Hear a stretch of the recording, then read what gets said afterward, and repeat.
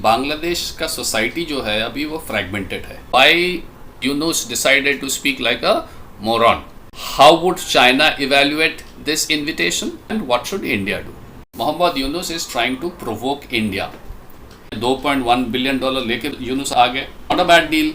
This whole picture is hinging on Chattogram.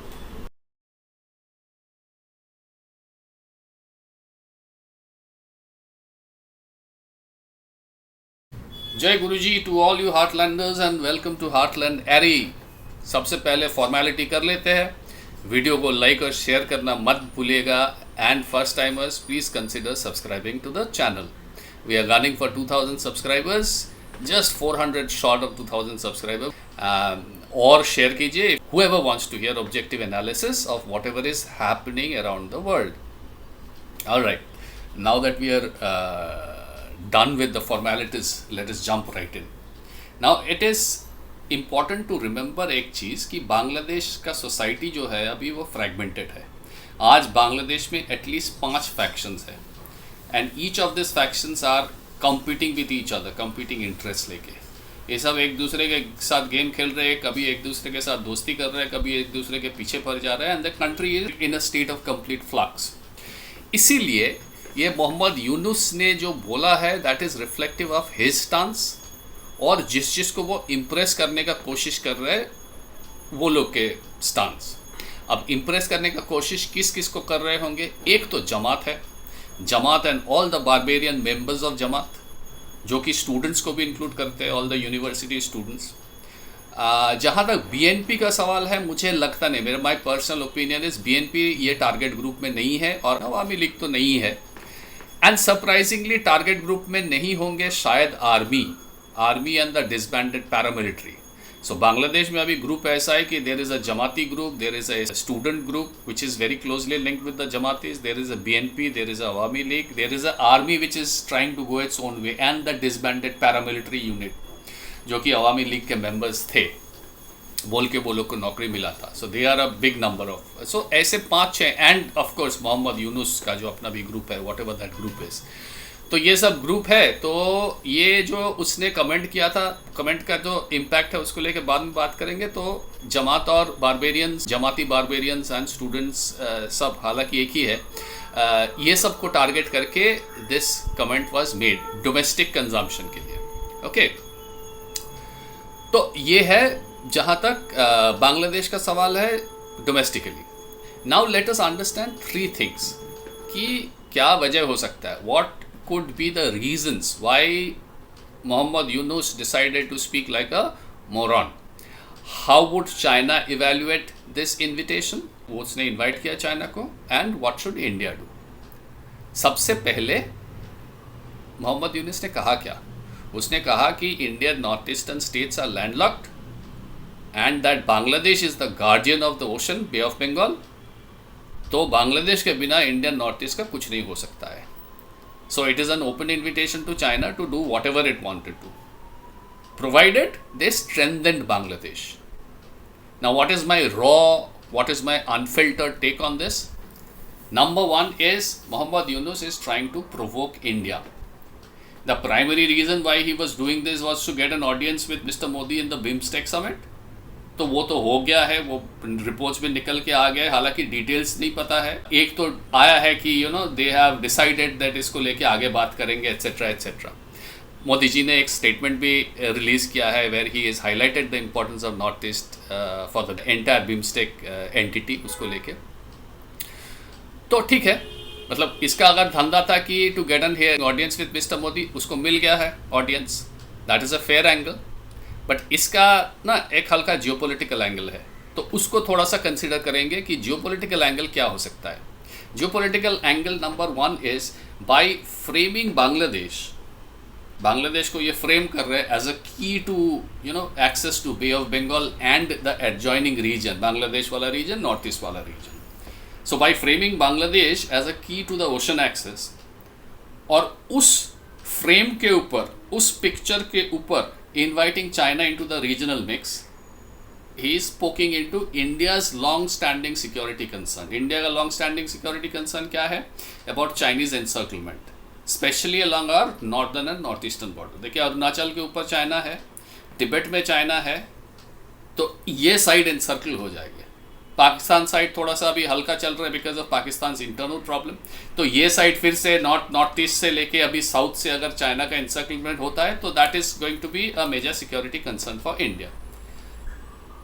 इसको दिमाग में रखते हुए Mohammad Yunus is trying to signal that Bangladesh is ready to assume a position of Pakistan to leverage its geography in this region. आज से 10-20 साल पहले पाकिस्तान जो था, अभी हम बनने के लिए तैयार है। सो could be this is his invitation का gambit which is opening in front of China। क्यों कर रहे हैं? सिंपल सा बात है, अपना पिछवाड़ा बचाने के लिए। क्लिंटन, ओबामा, जो बाइडेन गए, ट्रंप आ गए। ट्रंप आने के बाद यूएस एड बंद। एक तो ट्रंप उसको पसंद नहीं करता, ऊपर से यूएस एड बंद हो गया। There is suddenly no money, legitimate money, illegitimate money, उधार का पैसा, मुफ्त का पैसा, व्हाटएवर नहीं है। अब कनाडा जैसे स्टेट्स भी भीग दे रहे हैं बांग्लादेश को। इकोनॉमी गए डब्बे में, diplomacy is dead, legitimacy of the government, if you can call that a government, is zero. अभी रह गया है चाइना, और इस विजिट में $2.1 बिलियन लेके यूनुस आ गए। That is not a bad deal considering Bangladesh's situation। $2.1 billion is huge। It's not 200-300 million, it's not 500-600 millions। 2.1 billion is a good amount of money, specially जैसे मैंने बोला था कि बांग्लादेश का सिचुएशन कंसिडर करके। सो मे बी उसने सोचा कि एक और गैम्बल करते हैं, एक और कैरेट चाइना के सामने डैंगल करते हैं। क्या पता अगर बीजिंग को एपेटाइट है for expanding influence in India's backyard, तो खराब क्या है, हो सकता है Beijing is going to bite that carrot. Especially since ये रीजन जो है, ये तो हाइड्रो पावर रिच रीजन है, ये तो चाइना का बहुत सालों का ड्रीम है। China wants to strengthen its hydro power and this region is a very rich hydro power rich region. तो ये कैरेट थोड़ा चाइना के सामने डैंगल करते हैं। चाइना क्या करते हैं देखते हैं। So it's a gamble. What is the end result, what could be the end result of this line of thought? उसने क्या सोच के चाइना के सामने कैरेट डैंगल किया? ऐसा है कि अगर चाइना को इंटरेस्ट होता है, then Bangladesh becomes a linchpin in China's regional ambition. वहाँ पे पाकिस्तान है, यहाँ पे Bangladesh becomes a linchpin. North west में पाकिस्तान, साउथ ईस्ट में Bangladesh becomes a linchpin. And जब भी ये लिंचपिन बन जाएंगे, जब ये स्टेजिंग पॉइंट बन जाएंगे, Mohammad Yunus secures cash and clout. Cash भी मिलेंगे चाइना से, और चाइना पीछे है तो क्लाउड भी मिल जाएंगे। तो उसका जो इंटरिम जो नौटंकी ये चल रहा है, ये स्टेबलाइज हो जाएगा। और साथ में ISI gets a new playing ground. ये एक इंटरेस्टिंग सा पॉइंट है जिसको लेके एक 5-7 मिनट का वीडियो हम बाद में करेंगे, आईएसआई और बांग्लादेश को लेके। ओके, नंबर 2, क्लाउड के साथ साथ क्या आ जा रहा है? Domestic audience. He is playing the nationalist card, और नेशनलिस्ट कार्ड अभी खेलने का एक sure shot way is India के पीछे लगो। इंडिया के पीछे लगो, चाइना के साथ अलाइन करो, डोमेस्टिक सपोर्ट आपको मिलेगा, specially from the Jamaat members and the Islamic students and the foot soldiers and the rickshaw wallahs and everybody, because they thrive on India hatred. India के खिलाफ कुछ भी बोलोगे तो आपका सपोर्ट बेस बढ़ जाएंगे। सो डोमेस्टिक ऑडियंस भी खुश। That is a big political capital for the time being, क्योंकि इलेक्शन वो करवाना नहीं चाहते हैं। Now people are unhappy because of that. People बोले तो आम जनता का पता नहीं, but at least political parties like BNP and all are not very happy with him. Even Jamaat is not very happy with him. तो आज के दिन में अगर इंडिया को पिन करके या चाइना के पास कोजी अप करके इंडिया को 2-4 गाली देके, अगर वो जमात और वो स्टूडेंट और वो रिक्शा वाला जितना भी जो भी उसका है, उसका साइड में अभी भी थोड़ा बहुत है, उसको अगर ह्यूमर में रख सकते हैं, तो that is a big political capital for the time being. तो ये है। तो बॉटम लाइन क्या है, क्विकली कि he is needling India, he is auditioning for China's favor। Bottom line ये है कि this is probably not his idea, this is probably an idea given to him by ISI। Bottom line ये है कि this is a gamble। क्यों? Because the success of this gamble जो यूनुस ने किया, the success of this gamble is going to depend on how India and China play their next moves। तो अगर extreme का बात सोचते हैं तो ये इसमें अगर मान लीजिए ये गैम्बल उल्टा हो गया तो उसमें बुढ़े को कोई फ़र्क नहीं पड़ता, क्योंकि 84 साल की उम्र है उसका, नोबेल प्राइज़ उसको मिल गया है, सक्सेसफुल तो थे ही, लेगेसी भी बन गया है। तो अगर ये लेगेसी हिट हो गया तो ये लेगेसी और भी उसका स्ट्रेंथन हो जाएंगे। अगर फ्लॉप हो गया ऐसा ही समझेंगे, अपना क्या, अपना तो हो गया ना time, I am done, I have done whatever I had to, I have got the Nobel prize, my life is secured, मेरा अगले 7 जनरेशन का लाइफ इज सिक्योर्ड प्रॉब्ली। तो लेगेसी अगर हिट हो गया तो हिट हो गया, अगर फ्लॉप हो गया तो फ्लॉप हो जाएगा, ऐसा ही समझेंगे। हम नहीं रहेंगे कल, ऐसा ही रहेंगे, बांग्लादेश का जो भी है जमात बचा बुचा जो भी है वो समझेंगे। So that is as far as Muhammad Yunus and his equation is concerned. Now let us come to China. Question of how China is going to respond or how China could respond. Does China have the appetite to respond? Is the main question. देखिए China का economy is wobbling, उसके बाद China का recent memory है CPEC में they have sunk I don't know what $56 billion, $48 billion, 48 से $56 billion के आसपास सीपेक में उसने डुबा दिया है। ग्रोथ स्लो है चाइनीज इकोनॉमी का, डेट्स बढ़ रहे हैं, BRI का वो $1 ट्रिलियन प्रोजेक्ट स्टॉल हो गया है। Like $1 trillion is huge money and BRI is looking like BRI is going nowhere. China का जो हाउसिंग है, the housing industry is now a dumpster fire, हालत बहुत ख़राब है, अनएम्प्लॉयमेंट बढ़ रहा है। शी जिनपिंग के पास एक टाइम में जितना लूज कैश हुआ करता था ये सब प्रोजेक्ट करने के लिए, पावर प्रोजेक्शन के लिए, उतना लूज कैश आजकल नहीं रहता है। Add to the fact that Arakan Army has a fair amount of Indian influence these days, और अराकान आर्मी उस जगह को होस्ट कर रहे हैं जहाँ पे BRI का एक और नोड है। तो इस सिचुएशन में क्या चाइना बांग्लादेश में कूदने का डिसीजन लेंगे? जवाब ये है कि देखिए चाइना का जो इंटरेस्ट है इट हिंजेस ऑन स्ट्रेटेजिक पे ऑफ, ओनली व्हेन स्ट्रेटेजिक पे of outweighs the economic risk China interest दिखाता है। The important point here is that Bangladesh is not Pakistan. हाँ इट इज़ वोलेटाइल, लेकिन पाकिस्तान की जैसा एकदम गया गुजरा हालत अभी नहीं है कि यार जो आम जनता है टेररिस्ट बन गया है, डिफेंस वाला का बात नहीं सुनता है, गवर्नमेंट का बात नहीं सुनता है, एस्टेब्लिशमेंट बात नहीं सुनता है, जो जहाँ पे जिसको मिल जाए गोली चला देते हैं। बांग्लादेश का हालत अभी उतना ख़राब नहीं हुआ है, मतलब अभी उस स्टेज में नहीं पहुँचे हैं जहाँ पे जमात विल स्टार्ट किलिंग चाइनीज। होगा आज से 10 साल के बाद होंगे शायद, लेकिन अभी नहीं है। तो ये चाइना के लिए एक बहुत बड़ा कंसिडरिंग पॉइंट है। Okay, the next point is I am trying to make you understand the differences of what was versus what is. With Pakistan China was trying to build something. कितना भी हम लोग गाली दे, कितना भी कुछ करें चाइना को, लेकिन BRI was a constructive project. CPEC बनाएंगे, रास्ता बनाएंगे, रोडवेज, रेलवेज, फ्रेट लेन, ये वो फलाना।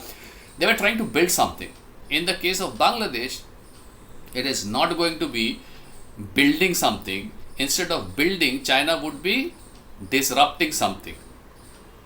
Because China doesn't have the money to build, China doesn't probably have the will to build right now. तो चाइना करने का कोशिश क्या करेंगे? चाइना कोशिश करेंगे कि यार डिसरप्ट करेंगे बांग्लादेश को एकदम एक डोरमैट के जैसा यूज़ करना है, एक दूसरा को डिसरप्ट करने के लिए। कुछ बनाएंगे नहीं। ओके, डिसरप्ट क्या करेंगे? See, putting a few billion dollars in Bangladesh, a couple of strategic staging points in Bangladesh, and it is a very cheap way of keeping India off balance. The fact that China could be interested in this is in the proof that it has already given 2.1 billion to Bangladesh. और अगर ये optics के लिए है, to make India nervous, it is quite a big sum. हो सकता है ये ऑप्टिक्स के लिए है कि टू मेक इंडिया रिएक्ट, या अपने को कुछ प्लान नहीं है, just to see how they react, ये भी हो सकता है। But that's a huge amount of money, that's the only thing that is not matching in this picture. Now the question is it worth it? See, for China it is a low cost, low investment, high reward gamble. It is a gamble, no doubt about it. मतलब मैं इस video में ये सोच के चल रहा हूँ आगे कि इसने इनवाइट किया चाइना को और चाइना इंटरेस्ट दिखा और चाइना शायद आ रहा है, अगर ऐसा सिचुएशन है। So for that it's a very low cost kind of a high reward gamble for China if they keep playing the game. हाँ, what China can do is China can keep it very lean, targeted infrastructure promotion. CPEC जैसा एक large scale mess तैयार नहीं करेंगे, एकदम लीन रखिए, keep it real, keep targeted infrastructure, back Muhammad Yunus just enough to needle India and secure a foothold. Okay, but never get into a kind of a elaborate Pakistan type mess. This I am thinking from China's point of view, because Bangladesh sooner or later is going to turn into Pakistan. अगर ऐसा हालत रहा तो, ये मैं नहीं बोल रहा हूँ कि इसको रिवर्ट नहीं किया जा सकता है, इसको अरेस्ट नहीं किया जा सकता है, या शेख हसीना आने से भी अरेस्ट हो जाएंगे, लेकिन अभी का जो चल रहा है ये अगर चलता रहा तो Bangladesh is going to turn into a Pakistan, और ये पाकिस्तान अगर टर्न हो जाता है और उसमें चाइना फिर से पाकिस्तान जैसे इन्वेस्टमेंट करते हैं तो फिर प्रॉब्लम हो जाएगा। प्रॉब्लम ये हो जाएगा कि फिर बेल आउट करो, जैसे पाकिस्तान को तुम लोग बेल आउट करने का सोच रहे थे वैसे तुमको बांग्लादेश को भी बेल आउट करने को हो सकता है। बदले में क्या मिला फिर? बदले में तो कुछ नहीं होगा ना। If you sink in a huge amount of money and Bangladesh turns out to be like Pakistan, तो मेरे को लगता नहीं कि चाइना वैसा करेंगे। चाइना छोटा मोटा टारगेटेड इंफ्रास्ट्रक्चर प्रमोशन कर सकते हैं। इंडिया नॉर्थ ईस्ट में एक मौका मिलने का, they will play. I am not saying China नहीं खेलेंगे, अगर खेलते हैं तो they would play, but all in नहीं खेलेंगे जैसे पाकिस्तान में किया था। पाकिस्तान में China went all in, Bangladesh में चाइना ऑल इन नहीं खेलेंगे। That is what my assumption is. Now comes to the next question. The third question is, पहले था यूनुस, फिर था चाइना, अभी है what would India do? See, this entire picture that Muhammad Yunus has presented in front of China is based on that one place, Chattogram. This whole picture is hinging on Chattogram. ये यूनुस का जो Gamble है, China का जो $2.1 billion है, it is all banking on the fact that New Delhi is not going to make a move like always, and this is where India might upset a few apple carts. अगर India Chattogram में अपना move किया तो Mohammad Yunus China को आने के लिए बोल रहे हैं एक तरह से देखा जाए, because he is anticipating कि Chattogram is under threat from the Arakan army. अगर चाइना ने क्विकली यहाँ पे मूव किया, so a Chinese move can add muscle, a little bit of muscle to Chattogram. और मोहम्मद यूनुस ये सोच रहे कि ये होप कर रहे कि ये जल्दी हो। आज को इंडिया अगर नेवल ब्लॉकेड लगा दे बे ऑफ बंगाल में, उसमें दो चीज़ होंगे। एक तो बांग्लादेश को पता चल जाएगा कि who actually controls bay of Bengal. The second thing that is going to happen is Chattogram would be sealed off from the sea. So the rest of it, now if you want to be adventurous, if you want to think ahead, rest of it, you know, Tripura se connecting to Bay of Bengal through Bangladesh is only a, I don't know, 27 kilometers or 24 kilometers or 20 kilometers straight line Tripura se. You can connect to Bay of Bengal through Tripura by drawing a straight line across Bangladesh. वो आपको चट्टग्राम को बांग्लादेश के map से अलग कर देंगे। Question is, it is all good to think about all this. Would India take a decision? That's a very important question. See, I am all for keeping up appearances, but geopolitical chessboard जो है वो ना poker game नहीं है। Poker game में आप एक impassive एक या स्माइलिंग फेस रख के आप अपना फाइनल ट्रम्प का जो हैंड है वो आप खेल सकते हो, लेकिन जियोपॉलिटिकल चेसबोर्ड उतना black and white binary arrangement नहीं है कि either you remain impassive or you are all laughter and smile and everything after year one. यहाँ पे there are times when you have to remain impassive. यहाँ पे there are times when you have to smile and hold hands. There are times when you have to show that you are giving a cold shoulder. There are times when you have to show that you are friendly but from a distance. There are times when you show your fangs. There are times when you there are times when you physically attack. There are hajar options, and these are all for show in geopolitical chessboard. And these options needs to be used to play the game. As for New Delhi, it has all been smiles. And like, लो जी मैं आपका कैसे help कर सकता हूँ, कैसे मदद कर सकता हूँ. This kind of a face could be the result that, New Delhi doesn't have the appetite to show all the other faces. And is trying to, present a friendly face. It's trying to, ये जो appetite नहीं है उसको अपना virtue है, virtue के mask पहना के उसको प्रेजेंट कर रहे हैं. It's like I don't have the power to physically overwhelm you, so I am pretending to forgive you. The issue is that Pakistan पहले, उसके बाद Maldives, अभी बांग्लादेश, ये all have begun and they have all playing on the assumption that India कुछ नहीं करेंगे. Now that's a problematic situation. That's a problematic region to be in if you are a regional power. Now I am not saying there is no plan. It could be that New Delhi actually has a mega plan and it is just waiting for the right moment. So I don't know what New Delhi considers the right moment.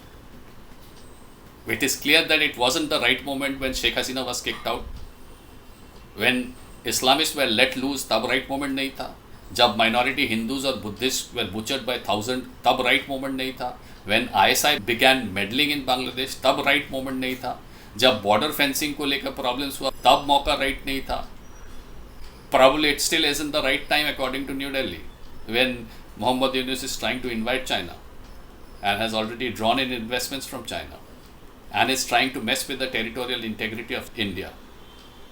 I don't know. So yes, I don't know what the right moment, right time is. But as I said, unless you have something extremely drastic in mind, like Indira Gandhi had during 1971, then you don't play so cool. You know, Indira Gandhi was remarkably cool. When all her interviews, if you go to YouTube, आपको मिल जाएंगे. At the time when she was carving out Pakistan, she was like all smiles and all, like the perfect ambassador of India, the perfect diplomat that you can never think.